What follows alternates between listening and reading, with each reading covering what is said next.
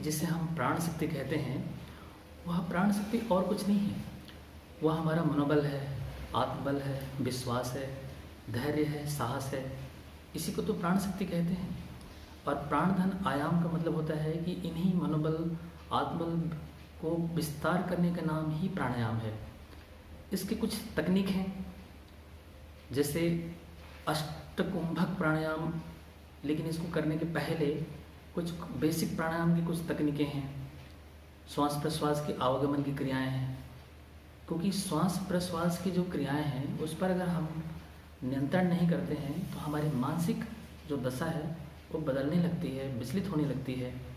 योग में कहा भी गया है, चले वाते चले चित्तम निश्चले निश्चलम भवेत, यानी कि प्राणवायु के चलायमान होने से चित्त में चंचलता आती है।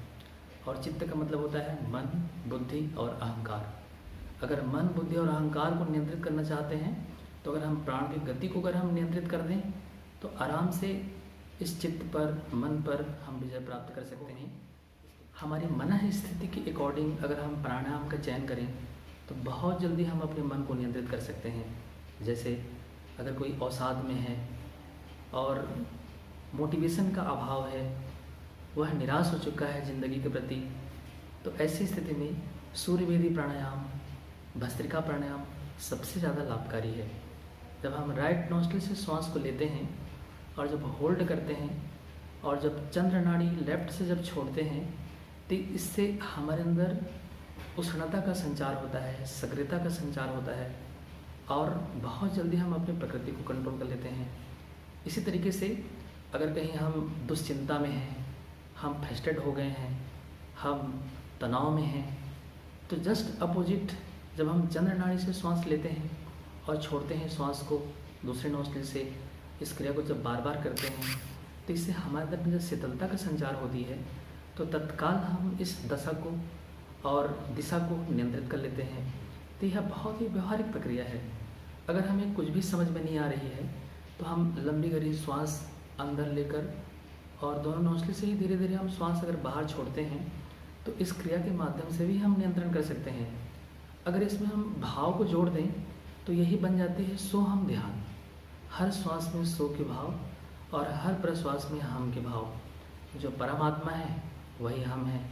इस तरह के उच्च स्तरीय भाव के जुड़ते ही हमारे जो मन की जो दशा दिशा है वो अपने आप बदल जाती है। साथ ही अगर हम ओम का उच्चारण करते हैं तो तस्य वाचका प्रणव, ओम परमात्मा का पवित्र नाम है। इसकी जो साउंड निकलती है वो हमारे नाभि से निकलती है और तीनों ग्रंथियों का भेदन करती है। ब्रह्म ग्रंथि, विष्णु ग्रंथि, रुद्र ग्रंथि। ब्रह्म ग्रंथि में हमारी वासनाओं की गांठें पर पड़ी हुई है, जहाँ इच्छाएं हैं, कामनाएं हैं, उसकी वजह से हम परेशान हो गए हैं। दूसरा जो विष्णु ग्रंथि है उसमें हमारी जो एनर्जी है, जो ऊर्जा है भोजन की, उस ऊर्जा की डिस्टर्ब होने की वजह से ये समस्याएं आती हैं। रुद्र ग्रंथि जो हमारे मस्तिष्क में है, ये विचारों की उलझनों की वजह से होती है। तो इन सब को केवल ओम का उच्चारण करने मात्र से ही इसको हम कंट्रोल कर सकते हैं। कहा भी गया है तस्य वाचका प्रणव और तजपस्दर्थ भावनम, उनका अर्थ सहित चिंतन करने से ततः प्रत्येक चेतना दिगमो अंतराभावस्य, चेतना के जो अंतराय हैं, जो हमारे मन के जो बैरियर हैं, अवसाद हैं, उनको हम दूर कर सकते हैं। और ये अवसाद विभिन्न रूपों में जाने गए हैं।